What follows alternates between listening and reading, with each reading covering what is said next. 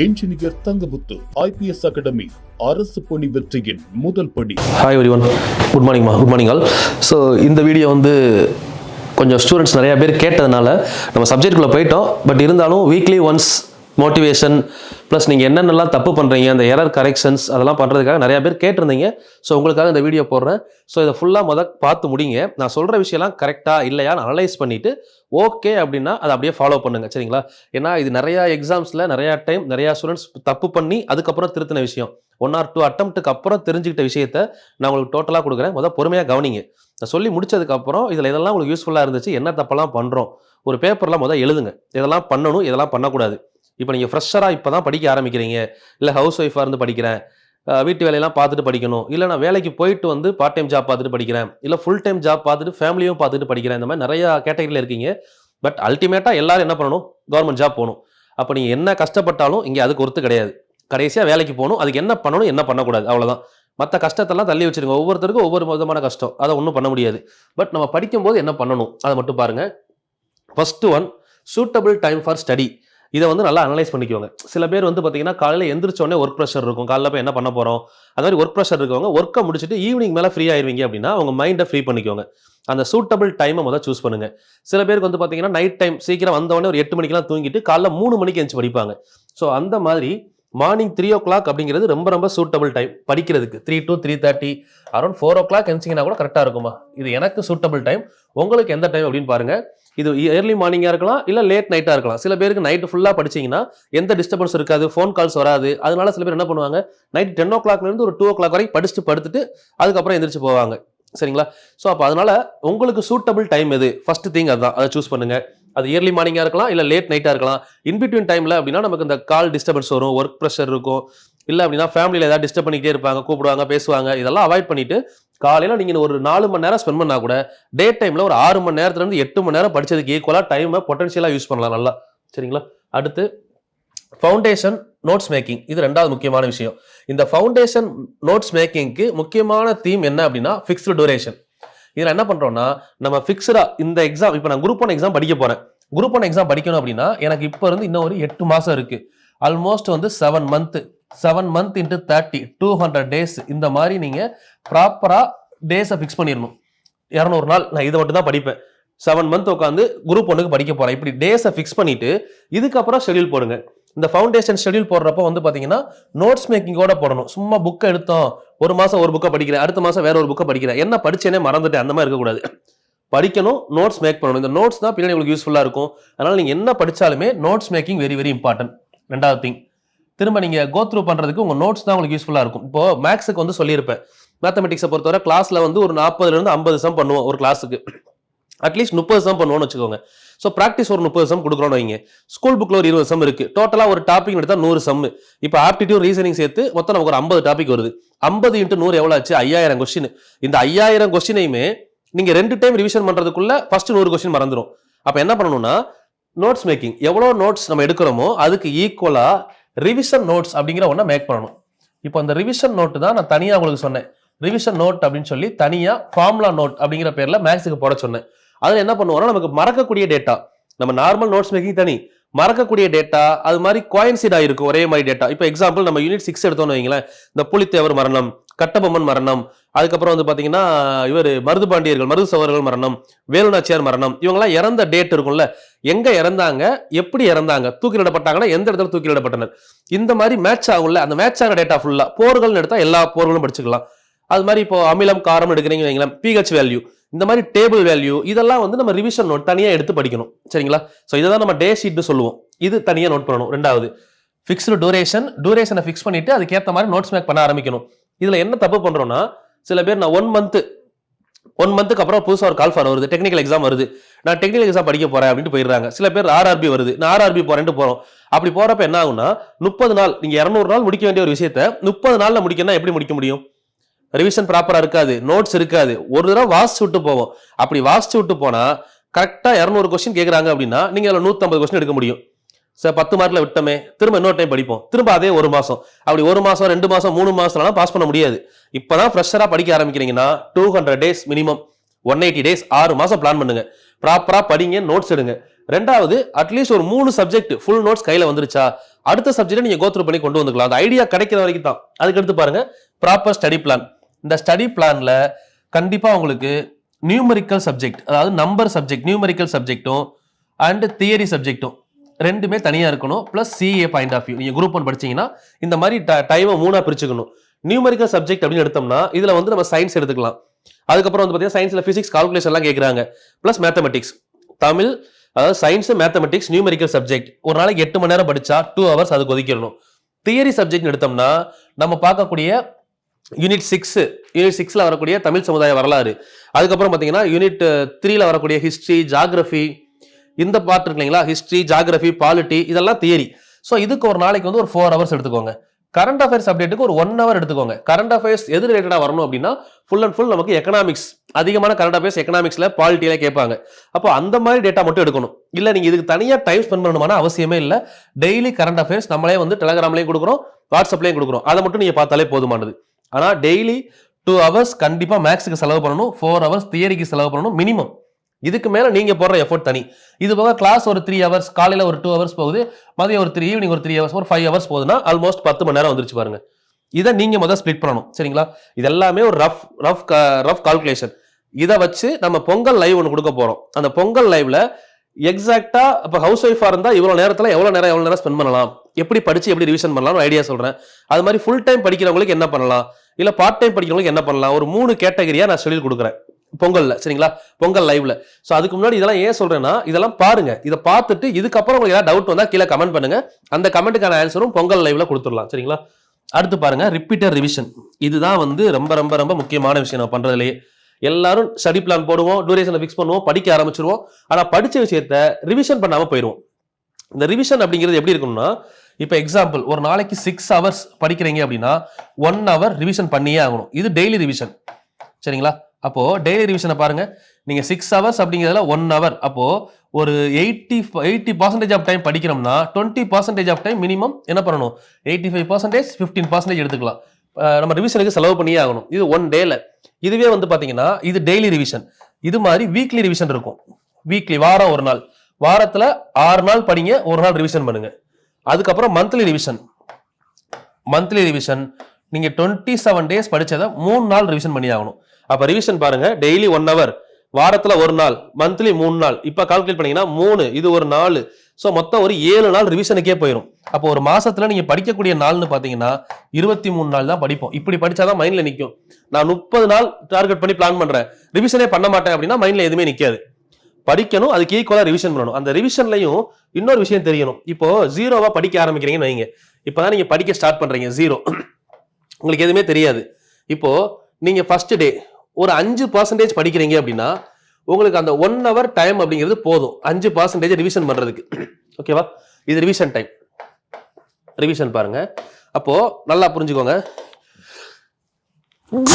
உங்களுக்கு புரியுற மாதிரி சொல்றேன். நம்ம படிச்சது எவ்வளோ, படிக்க வேண்டியது எவ்வளோ, ரிவிஷன் எப்படி பண்ணணும், ஏன் ரிவிஷன் டைம் கூட்டிக்கிட்டே போகணும் அப்படின்னு சொல்லிட்டு. இது படிக்க வேண்டியது. இப்பதான் ஸ்டார்ட் பண்றீங்க, 0ல இருக்கிறீங்க. சரிங்களா? இது ரிமைனிங், நீங்க படிக்கிறது போக மிச்சம் இருக்கக்கூடிய போர்ஷன். சரிங்களா? அடுத்து 3வது வந்து பாத்தீங்க அப்படின்னா ரிவிஷன் டைம். இந்த மாதிரி காலம் போட்டீங்கன்னா நீங்க ஃபர்ஸ்ட் ஒரு 1 வீக் படிக்கிறீங்க, ஒரு 5% சிலபஸ் முடிக்கிறீங்க, இன்னும் 95% சிலபஸ் முடிக்கல. அதனால உங்களுக்கு இந்த டைமிங்ல 1 ஹவர் டெய்லி ரிவிஷன் பண்ணா போதும். அதிகபட்சம் 30 மினிட்ஸ் கூட போதும் ஃபர்ஸ்ட் 1 வீக்குக்கு. செகண்ட் வீக் வர்றீங்க, நீங்க சிலபஸ்ல ஒரு 20%, 2வது மாசத்துல ஒரு 20ல இருந்து 25% சிலபஸை கம்ப்ளீட் பண்ணிட்டீங்க, கால்வாசி. அப்போ கால்வாசி சிலபஸ் முடிச்சுட்டா இன்னும் 75% தான் முடிக்கணும். படிச்சது அதிகமாயிருச்சுல்ல, அப்ப ரிவிஷன் பண்ற டைம் என்ன பண்ணணும் அப்படின்னா 3 ஹவர்ஸ் வரைக்கும் நம்ம ரிவிஷனுக்கு எடுத்துக்கலாம். டயத்தை கூட்டணும். இப்போ இதுவே வந்து ஒரு 3 மந்த் ஆயிருச்சு, பாதி மால் 3 to 4 மந்த் ஆகுதுன்னு வைங்க. 4 மாசத்துல பாதி சிலபஸ் முடிஞ்சிருச்சு, இந்த பாதி தான் படிக்கணும். அப்போ இந்த ரிவிஷனுக்கு நீங்க 1 ஹவர் ஸ்பெண்ட் பண்ண டைமுக்கு இப்போ 5 ஹவர்ஸ் ஸ்பெண்ட் பண்ணணும் மினிமம். பாத்தீங்கன்னா ரிவிஷன் டைம் கூடிக்கிட்டே போகும். இப்படி ரிவிஷனை கூட்டதான் இன்னும் போக போக நீங்க 75% படிச்சு முடிச்சிருப்பீங்க, 25% தான் படிக்க வேண்டியது இருக்கும். அப்போ நீங்க ரிவிஷனுக்கு கொடுக்க வேண்டிய டைம் 10 மணி நேரம் படிச்சீங்கன்னா 7 மணி நேரம் ரிவிஷன் தான் பண்ணணும், 3 மணி நேரம் தான் படிக்கவே செய்யணும். இன்னும் கிட்ட போறப்ப 90% சிலபஸ் முடிச்சிட்டீங்க, ஒரு 10% இந்த கரண்ட் அஃபேர்ஸ், மேகசின் அப்டேட் மட்டும் தான் இருக்கு அப்படின்னா இந்த ரிவிஷன் மட்டும் தான் ஒரு நாளைக்கு 9 மணி நேரம் பண்ற மாதிரி ஆயிரும். இப்படிதான் ரிவிஷன் நம்ம கிராஜுவலா கொண்டு போயிட்டே இருக்கணும். ஃபர்ஸ்ட் ஸ்டார்ட் பண்ணும்போது 1 hour இருக்க ரிவிஷன் ஃபியூச்சர்ல ரிவிஷன் மட்டுமே ஃபுல் டைம் ஆயிரும். ஏன்னா படிச்சு முடிச்சிடும் எல்லாத்தையும். அப்ப கிராஜுவலா முடிக்க அந்த மாதிரி கொண்டு வந்துட்டே இருந்தீங்கன்னா தான் ரிவிஷனை பேலன்ஸ் பண்ண முடியும். இதை நான் வந்து ஒரு பர்சன்டேஜ்ல தான் சொல்லியிருக்கேன் தவிர அவர்ன்றது எக்ஸாக்ட் கிடையாது. இப்போ 5% முடிச்சோம்னா 1 hour, அப்போ 20% முடிக்கிறப்போ 3 to 4 hours ஆகும். பாதி முடிச்சிட்டோம்னா 5 to 6 hours எடுத்துக்கலாம். அப்ப ஃபுல்லா முடிச்சிட்டோம்னா ஒரு நாளைக்கு 8 to 9 hours படிக்கிறோம்னா 10 மணி நேரம் படிச்சீங்கன்னா 9 மணி நேரம் ரிவிஷன். 1 hour அந்த கரண்ட் அஃபேர்ஸோ ஏதோ ஒரு 1 மணி நேரம் 1.5 மணி நேரம் பாத்துக்கலாம். அந்த மாதிரி நம்ம ரிவிஷனை கொண்டு வந்துடணும். சரிங்களா? இந்த மாதிரி நீங்க ரிப்பீட்டடா ரிவிஷன் பண்ணதான் நீங்க படிச்சது மறக்காது. அடுத்து அனலைஸ் தி வீக் சப்ஜெக்ட். எல்லா சப்ஜெக்டும் படிச்சிட்டோம், ஆனா ஒரு சில சப்ஜெக்ட் நமக்கு மறந்துகிட்டே இருக்கும். ஒரு சில சப்ஜெக்ட படிக்கவே தோணாது. இதை படிக்கிறதுக்கே நமக்கு இரிட்டேட்டிங்கா இருக்கும். அப்படிப்பட்ட சப்ஜெக்ட் இருக்கும், எல்லாருக்குமே இருக்கும். ஸோ அந்த மாதிரி சில பேருக்கு வந்து நம்பர்ஸ் இருக்கிறது பிடிக்காது, சில பேருக்கு தியரியா இருக்கிறது பிடிக்காது, சில பேருக்கு ஸ்டோரியா இருக்கிறது பிடிக்காது, சில பேருக்கு ஸ்டோரி இல்லாத விஷயத்தை எப்படி படிக்கன்னு தெரியாது. அப்ப யாருக்கு எந்த விஷயம் பிடிக்கலையோ அந்த சப்ஜெக்ட் அனலைஸ் பண்ணி அதுக்கு நார்மலா கொடுக்குற டைமை விட எக்ஸ்ட்ரா டைம் கொடுக்கணும். அப்பதான் அந்த சப்ஜெக்ட் நமக்கு பிடிக்க ஆரம்பிக்கும். அந்த சப்ஜெக்ட் பத்தி நல்லா தெரிஞ்சுக்கிட்டோம்னா சப்ஜெக்ட் பிடிச்சிடும், அவ்வளவுதான். அப்ப அதுக்கு எக்ஸ்ட்ரா டைம் ஸ்பெண்ட் பண்ணணும். அடுத்து வந்து பாத்தீங்கன்னா நம்ம ரிவிஷனுக்கு அப்புறம் ரொம்ப ரொம்ப ரொம்ப ரொம்ப முக்கியமான விஷயம் PYQ analysis for theory as well as mathematics. இந்த மேத்தமெட்டிக்ஸ்க்கு நான் கொடுக்குற அனாலிசிஸ் போதும்பா. மேத்ஸுக்கு காலையில 4:30 வீடியோ போடுறோம். ஸோ பார்க்காதவங்க பாருங்க. ஜனநாயகன் சீரிஸ் சொல்லி கொண்டு வந்திருக்கோம். 100 கொஸ்டின் பேப்பர்ஸ். இந்த 100 கொஸ்டின் பேப்பர்ல இப்ப 2 கொஸ்டின் கம்ப்ளீட் ஆயிருச்சு. ஸோ 100 முடிச்சதுக்கு அப்புறம் நீங்க பாக்குறத விட கூடயே வந்துருங்க. அடுத்து 3வது கொஸ்டின் வரப்போகுது. இந்த PYQ அனாலிசிஸ் ரொம்ப ரொம்ப முக்கியம். ஸோ இதுக்கப்புறம் ஃபியூச்சர்ல நான் உங்களுக்கு இதுக்கு GS-க்கும் PYQ அனாலிசிஸ் கொண்டு வரேன். முதல்ல மேக்ஸ் முடிச்சிடுறேன் ஸ்டார்ட் பண்ணதை. சரிங்களா? இதெல்லாம் வந்து நீங்க பண்ணணும். சரிங்களா? எதெல்லாம் பண்ணக்கூடாது அப்படின்னு சொன்னா, ஃபர்ஸ்ட் திங் அவாய்ட் தி பல்க் மெட்டீரியல்ஸ். சம்பந்தமே இல்லாம நிறைய மெட்டீரியல் போய் தேடுறது. மெட்டீரியல் முடிஞ்சிருச்சா, அவுட் சோர்ஸ்னு கேட்குறீங்க. இன்னமும் அப்படிதான் கேட்குறீங்க. என்ன கொடுக்குறோமோ அதை படிக்க ஆரம்பிச்சிருங்க. யாராவது 2 பேர் இப்போ அதே மாதிரி தான் social media, time for social media, இது ரெண்டும் சேம்மா. பல்க் மெட்டீரியல், இந்த மெட்டீரியலுக்காக தான் நிறைய சோசியல் மீடியாவை தேடி போறோம். நீங்க மெட்டீரியல் அப்படிங்கிறதுக்கு ஸ்டார்டிங்ல 2 நாள் ஸ்பெண்ட் பண்ணுங்க. ஸ்கூல் புக்ல எங்க இருக்கு, வேர் டு ஸ்டடி நோட் பண்ணுங்க. ப்ரீவியஸ் இயர் கொஸ்டின் எடுங்க, கொஸ்டினை ஃபுல்லா ஃபைல் பண்ணி வைங்க. முடிஞ்சா 10 years லாஸ்ட் 10 வருஷத்தோட PYQ கொஸ்டின் நீங்க எந்த எக்ஸாம் ப்ரிப்பேர் ஆகிறீங்களோ 10 வருஷம் ப்ரீவியஸ் இயர் கொஸ்டின் பிரிண்ட் போட்டு வச்சுக்கோங்க. இதுக்கு மேல சோர்ஸ் எல்லாம் கிடையாது.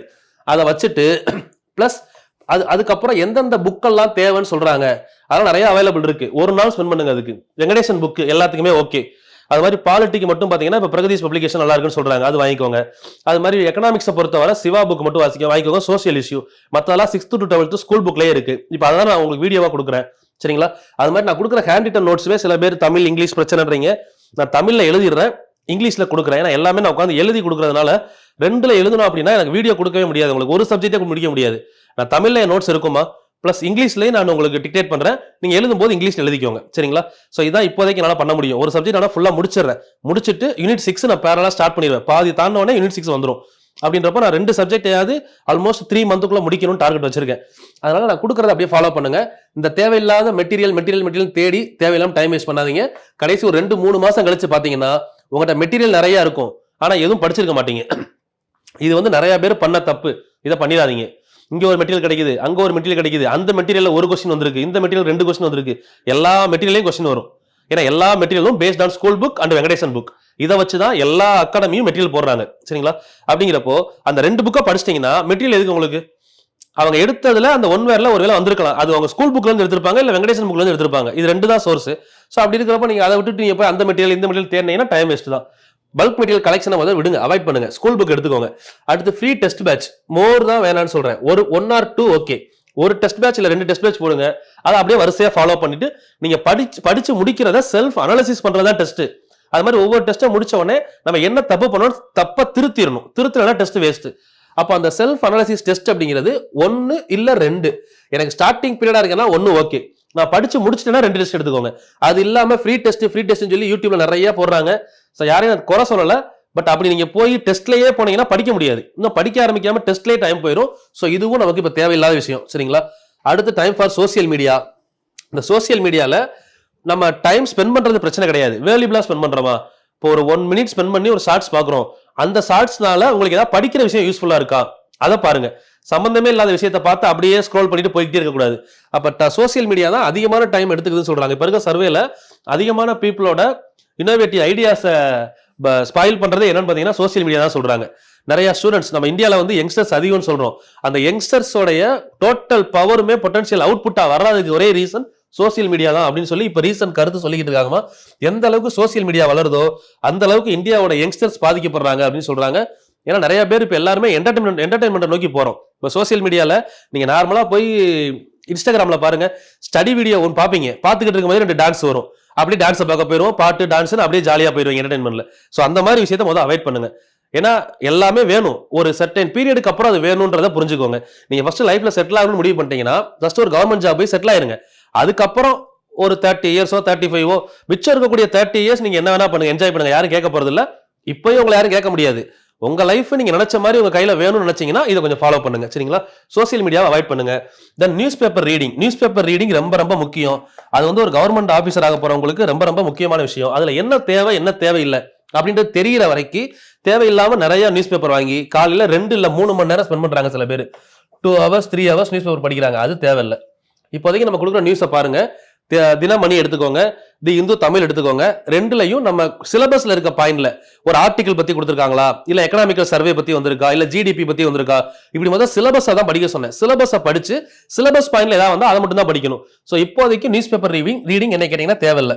நீங்க எக்ஸாம் கிட்ட வரும்போது நம்ம ஃபுல்லாவே உங்களுக்கு பாயிண்ட்ஸா கொடுத்துருவோம், அதை நீங்க படிச்சாலே போதும். நீங்க எவ்வளவு படிச்சாலும் நம்ம இப்ப கொடுக்குற பாயிண்ட்ஸை தான் நியூஸ் பேப்பர்ல இருந்து கட் பண்ண போறோம். அதுவும் நீங்களே படிச்சு தப்பு பண்றதை விட நம்ம இப்ப கொடுக்குற சோர்ஸை படிச்சுக்கோங்க. இப்போ நான் தான் சொல்லல, யூடியூப்லயுமே கரண்ட் அஃபேர்ஸ்க்குன்னு ஒரு சில சேனல் நல்லா இருக்கு, அதை நீங்க ஃபாலோ பண்ணுங்க. ஏன்னா ஒரு சேனலை ஃபாலோ பண்ணி நோட்ஸ் எடுத்துக்கோங்க. எக்ஸ்ட்ரா டைம் இருந்தா 2வது சேனல் போங்க. சில பேர் 3 மணி நேரம் 4 மணி நேரம் கரண்ட் அஃபேர்ஸ்க்கே ஸ்பெண்ட் பண்றோம், அதுவுமே தப்பு, அப்படி பண்ணக்கூடாது. ஸோ அடுத்து வந்து பாத்தீங்கன்னா ஸ்டடி வித்தவுட் கான்சென்ட்ரேஷன். இது ரொம்ப ரொம்ப பெரிய மிஸ்டேக் நீங்க பண்றது. எல்லாமே ஓகே, பக்கத்துல பாட்டு போட்டு வச்சுட்டே உட்காந்து படிக்கிறது, ஃபோன் பேசிக்கிட்டே படிக்கிறது, இல்ல வீட்டில் பாக்குறாங்கன்னு உட்காந்து படிக்கிறது, இந்த மாதிரி விஷயத்த விட்டுருங்க. அதெல்லாம் ஸ்கூல் காலேஜ் வரைக்கும் ஓகே. இதுக்கப்புறம் நீங்க ஜாப் போகணும்னு முடிவு பண்ணா உங்க ஃபுல் ஃபோக்கஸ் ஸ்டடீஸ்ல மட்டும்தான் இருக்கணும். அப்படி நீங்க ஒரு 1 hour படிச்சா கூட அந்த ஒர்த்து நீங்க 10 மணி நேரம் சும்மா உட்காந்து ஓபி அடிக்கிறதுக்கு வராது.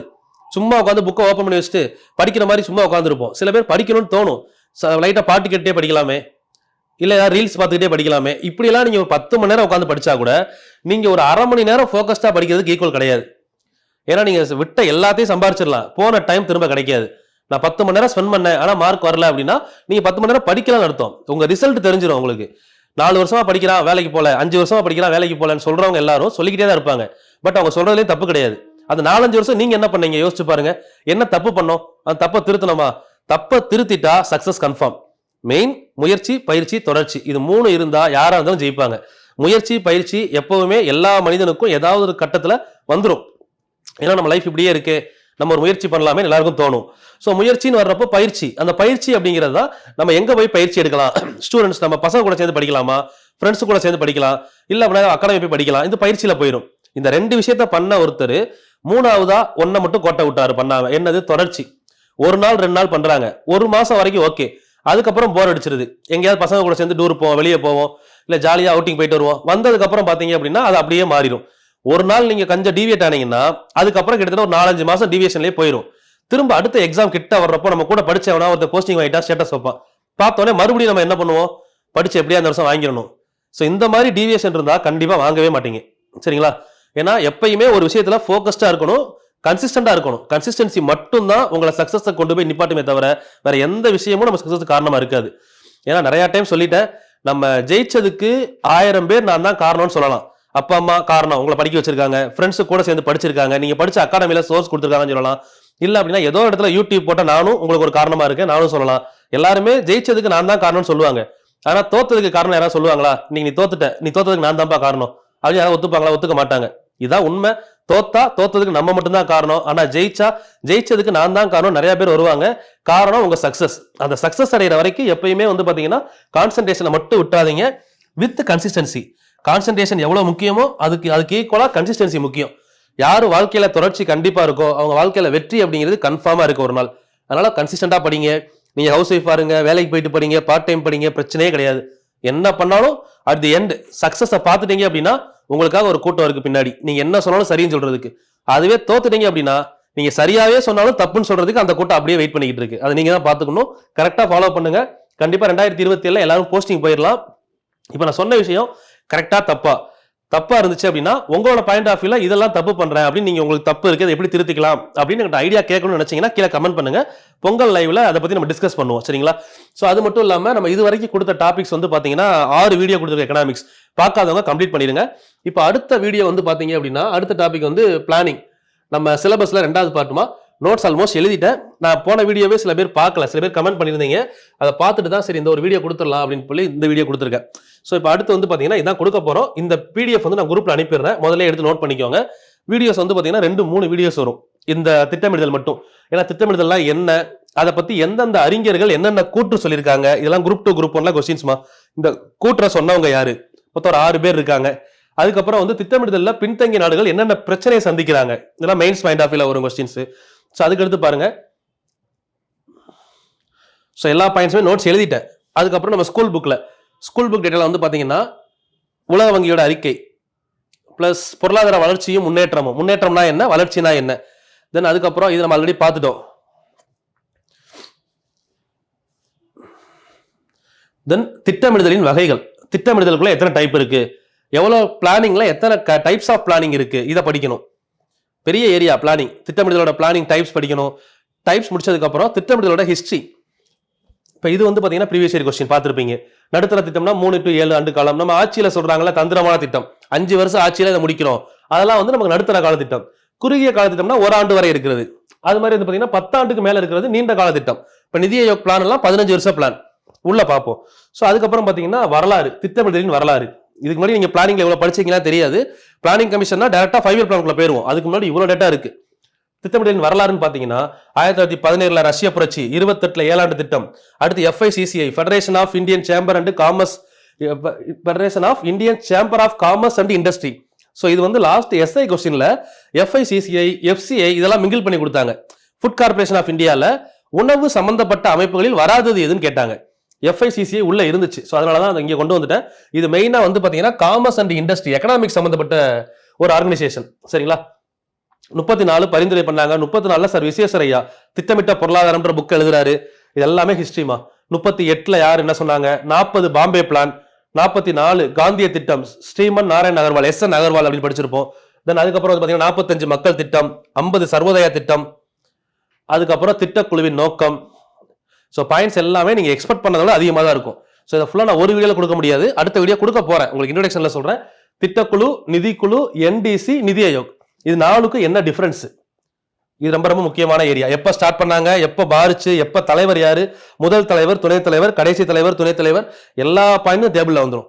ஸோ அதுக்கப்புறம் இந்த 5 இயர் பிளான் சார்ட்டுமே வந்து பாத்தீங்கன்னா அதுக்கப்புறம் இது பாருங்கம்மா, எல்லா குரூப் 1லயும் ஒரு கொஸ்டின் கண்டிப்பா இருக்கும்.